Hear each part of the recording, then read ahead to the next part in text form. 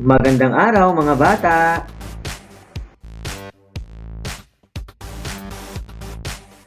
Ating pag-aaralan ang mga pagbabago sa solid at liquid, bunga ng temperatura. Bago natin talakayin ang ating bagong aralin, tayo muna ay magbalik-aral. Ang ating nakaraang leksyon ay tungkol sa proseso ng melting.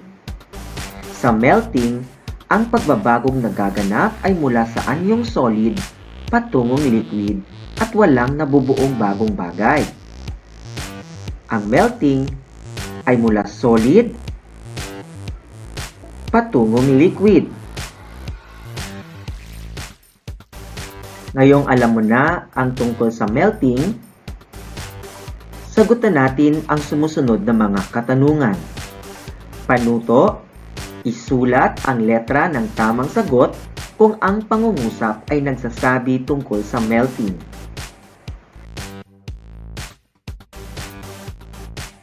Para sa unang bilang, natunaw ang kandila dahil sa blank. A. Init. B. Lamig.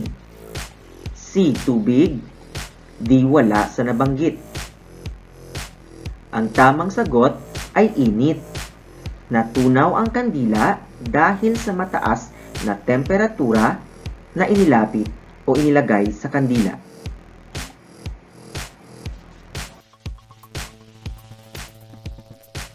Para sa ikalawang bilang, ang melting ay pagbabago ng solid patungong blank. A. Solid. B.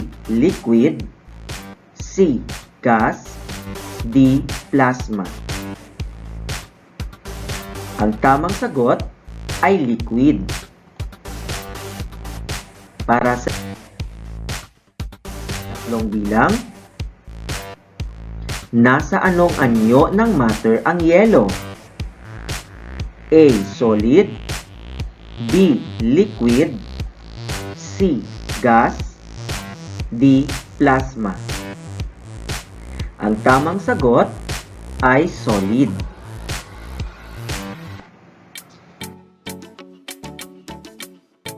Para sa ikaapat na bilang, natunaw ang butter dahil sa blank temperatura. A. Mababa. B. Mataas. C. Malamig. D. Matamis.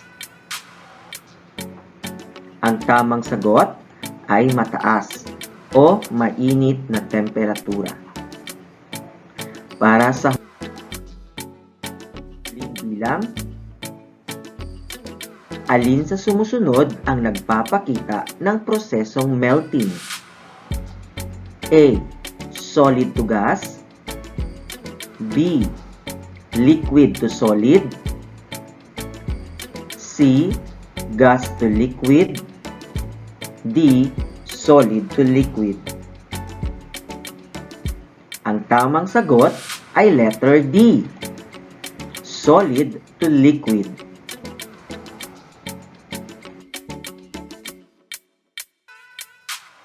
Pero, ano nga ba ang temperatura? Ang temperatura ay tumutukoy sa init o lamig ng isang bagay. Ang pag-obserba at paghipo ay paraan upang malaman kung mainit o malamig ang isang bagay. Ang bagay na mababa ang temperatura ay malamig at ang mataas na temperatura naman ay mainit.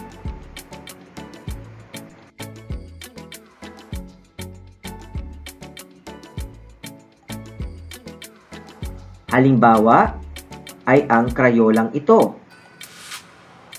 Dahil sa init o mataas na temperatura, ito ay natunaw. Isang panghalimbawa ay ang ice cube.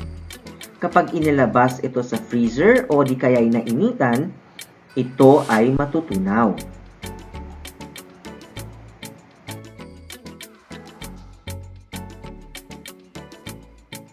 Halimbawa ay ang kandila. Sisindihan natin ito. Ngayon, dahil siya ay may mataas na temperatura, ang kandila ay matutunaw at ito ay nagiging liquid.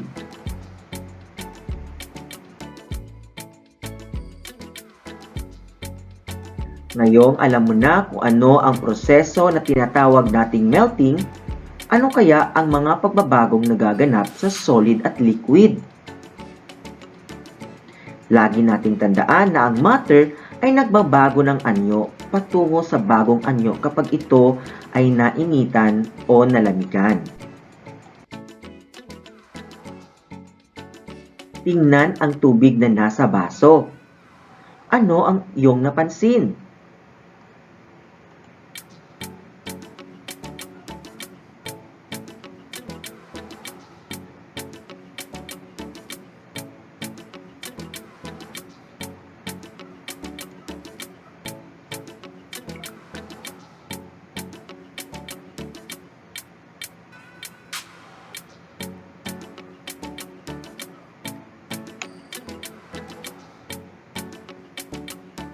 Tama! Ito ay nagiging solid. Ang mababang temperatura ang nakakaapekto sa pagbabagong pisikal ng tubig o ng liquid. Ang tawag dito ay freezing. Ano nga ba ang freezing? Ang mga liquid ay nagbabago ng anyo patungong solid sa pamamagitan ng tinatawag nating freezing. Ang tubig ay nagiging yelo sa pamamagitan ng freezing. Ang pagbabago ay mula sa liquid na naging solid. Katulad ng ating napanood na video kanina, ito ay tubig pero nang nalamigan o di kaya'y inilagay sa freezer, ito ay nagiging solid. Ang tawag dito ay freezing.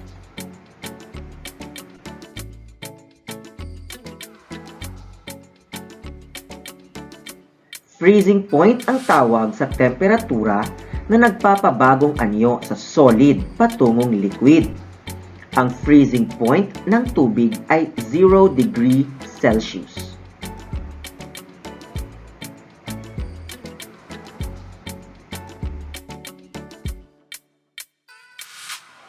Tingnan ang halimbawa. Ang tubig sa bote ay liquid. Kapag nalamigan o ang temperatura nito ay mababa, ito ay nabubuo at naging solid.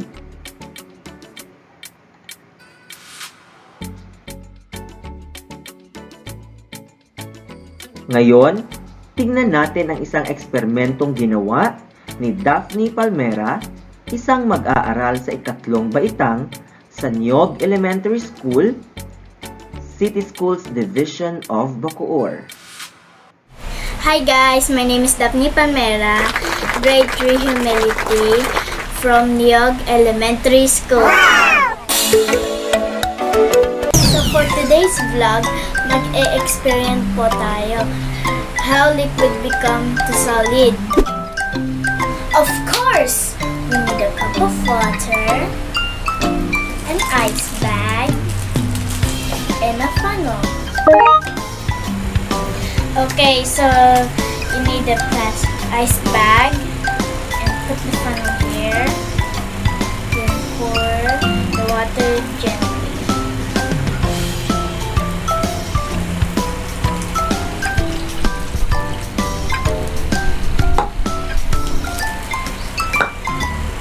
Babuhol niyo po ito at lagay niyo po sa freezer niyo. We will put this at the freezer for now on. So I'm here again, guys, to wait for the water in the freezer to become ice because the temperature is so cold. The liquid water will turn to solid ice. A few moments later. Look, it's already frozen. And this is how liquid becomes solid. Bye guys! Tingnan ang isa pang halimbawa. Ang butter, kapag nainitan o ang temperatura nito ay mataas, ito ay natutunaw at isang liquid. Pero kapag ito ay nalamigan o ilalagay natin sa loob ng freezer, ito ay maging buo ulit at ang buong batter ay isang solid. Tunghayan natin ang isang eksperimento ni Makayla Luis Abad, isang mag-aaral sa ikatlong baitang sa Niog Elementary School, Division of Bacoor City. Hi everyone, my name is Bakay Luis P. Abad, grade 3 humidity from Nog Elementary School. Today I'm gonna show you the process of freezing. So what is freezing? Freezing is a change of paste from liquid to solid because of the lower temperature like in the freezer. Example, putting water inside the freezer becomes ice. So let's try with melted butter. So I have here a cup of melted butter and empty ice tray. And I'm gonna put the melted butter in the ice tray.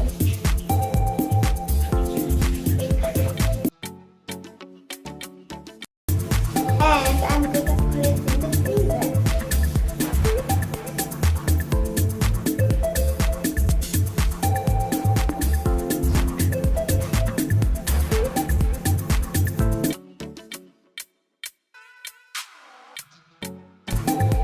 Now let's see what happens to the melted butter.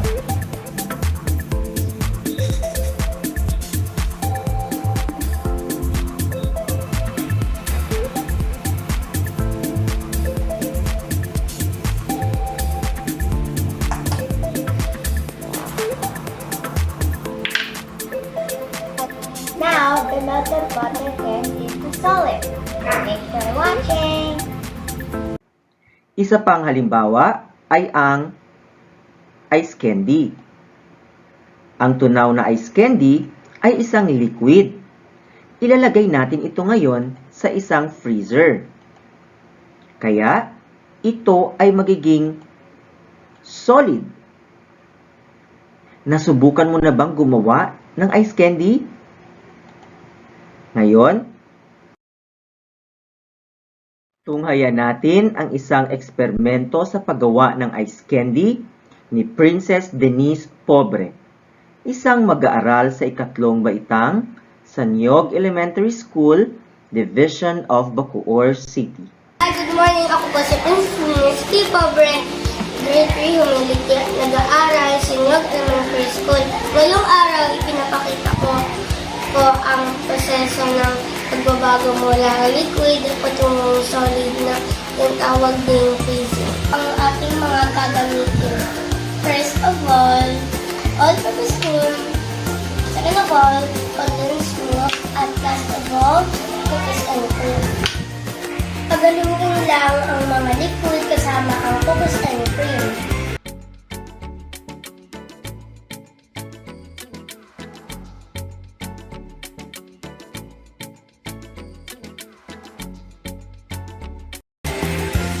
Ang physical na kanya nito ay liquid at upang mabago at magiging solid ito ay kailangan natin ilagay sa freezer kung saan mababa ang temperatura. Inilagay ko na po ang finished product sa plastic. Ilalagay na natin ito sa freezer.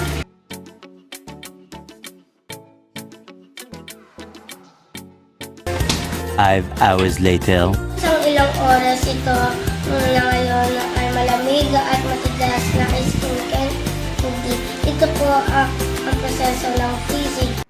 Ang sorbetes, kapag nainitan o ang temperatura nito ay mataas, ito ay natutunaw at nagiging liquid.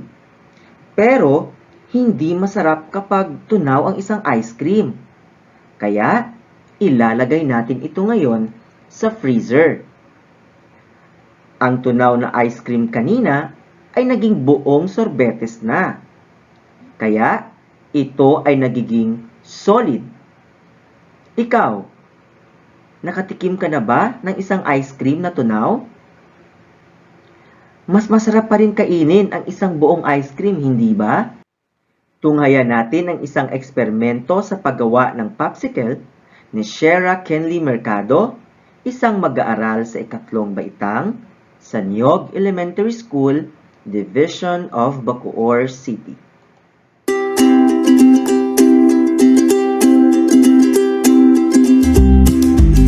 Magandang araw sa inyo. Ako po si Shera Kenley Mercado, ikatlong baitang Tanyog Elementary School. Ngayong araw, papakita ko sa inyo ang proseso ng freezing o pagbabagong anyo ng liquid to solid sa pamamagitan ng paborito nating popsicle. Handa na ba kayo? Kakailanganin natin ang mga sumusunod. Isang basong tubig, kalahating tasang chocolate powder, isang kutsarang asukal, kalahating tasang gatas, pitchel, popsicle mold. Ilalagay natin ang mga sangkap sa pitchel.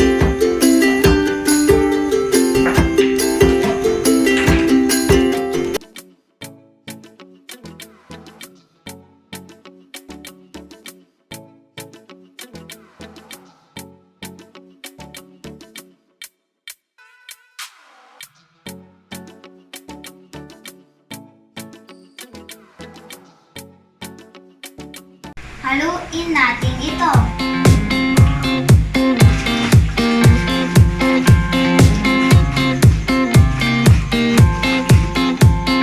Isasalin natin sa popsicle mold.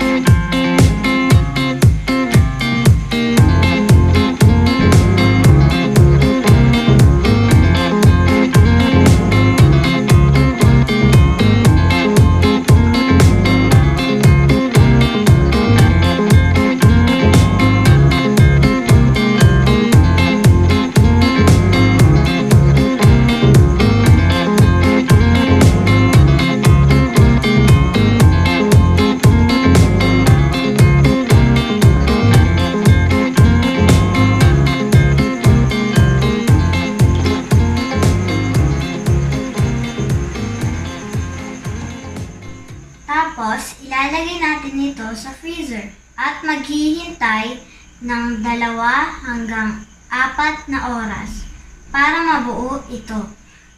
2 hours later. At ito na ang resulta ng ating ginawa. Tada! Ito ang chocolate popsicle. Sa freezing process, ang liquid ay naging solid dahil sa malamig na temperatura ng freezer. Yan ang kabuuan. Ang tsokolate ay solid. Kapag naiinitan o ang temperatura nito ay mataas, ito ay natunaw at nagiging liquid. Mas masarap kainin ang isang tsokolate kapag ito ay buo. Nakikita natin sa ating larawan na ang buong tsokolate ay solid.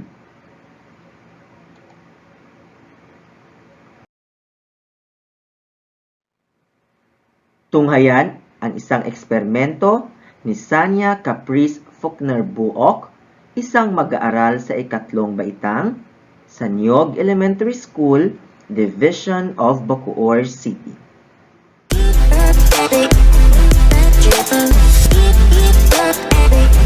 Hi guys, welcome to my vlog. I'm Sanya Caprice Faulkner Buok. I'm grade 3 humility from Niog Elementary School.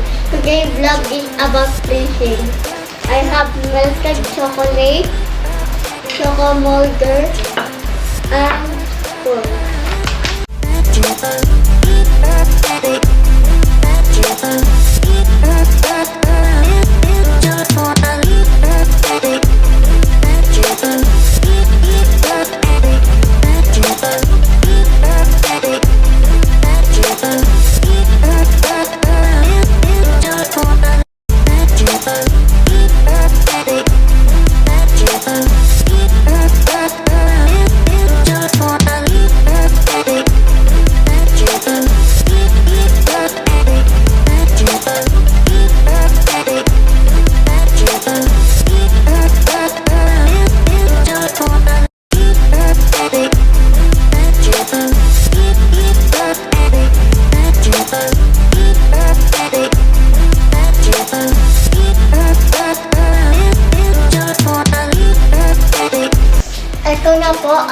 making chocolate melted from liquid to solid.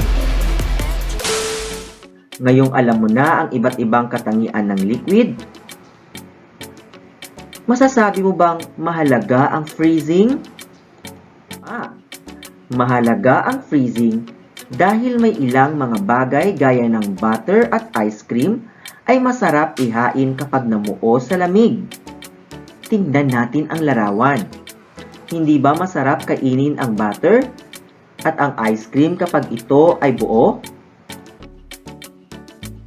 Ang ibang mga bagay tulad ng mga karne at isda ay inilalagay sa freezer upang maiwasan ang pagkabulok ng mga ito. Ang freezing ay nakapagpapayelo sa tubig na nasa loob ng mga bagay, kaya hindi ito agad napapanis o nabubulok. Tandaan, ang matter ay nagbabago ng anyo patungo sa bagong anyo kapag ito ay nainitan o nalamigan. Temperatura ang tawag sa kung gaano kainit o gaano kalamig ang isang bagay. Thermometer naman ang ginagamit na instrumento upang matukoy ang init o lamig ng isang bagay.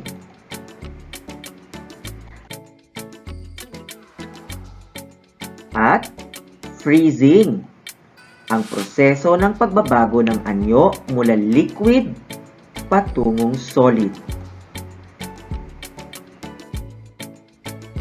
Ngayong alam mo na ang proseso ng freezing, dumako naman tayo ngayon sa ating gawain. Nais kong kumuha ka ng iyong ballpen at kwaderno at sagutin natin ang sumusunod na tanong. Handa ka na ba?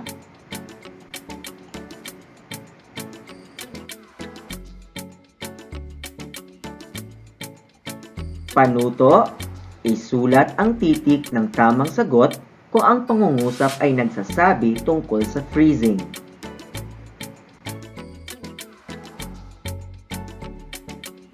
Para sa unang bilang, alin sa sumusunod ang nagpapakita ng pagbabagong anyo mula liquid patungong solid?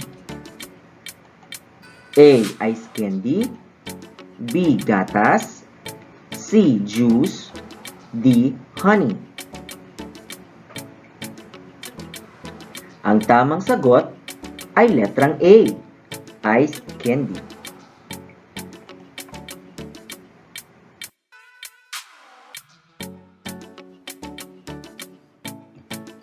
Para sa ikalawang bilang, ano ang nangyari sa tubig kapag ito ay inilagay sa loob ng freezer? A. Lalambot, B. Titigas, C. Matutunaw, at D. Mapapanis. Ang tamang sagot ay letrang B. Ito ay titigas dahil sa mababang temperatura nito o umabot na sa freezing point.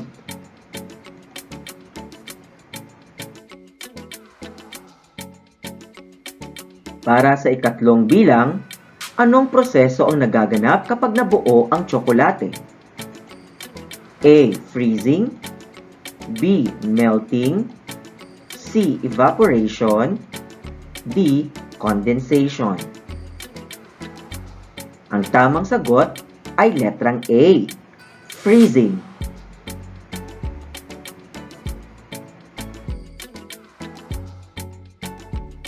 Para sa ikaapat na bilang, ito ay tumutukoy sa init o lamig ng isang bagay. A. Kulay, B. Temperatura, C. Volume, at D. Matter. Ang tamang sagot ay temperatura. Para sa panghuling bilang, anong proseso o pagbabago ang ipinapakita sa larawan? A. Freezing, B. Melting, C. Evaporation, D. Sublimation. Ang tamang sagot ay letrang A. Freezing.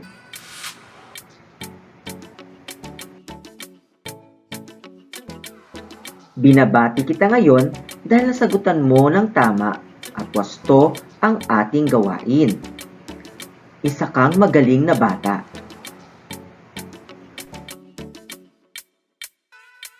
At dito nagtatapos ang ating aralin ngayong araw.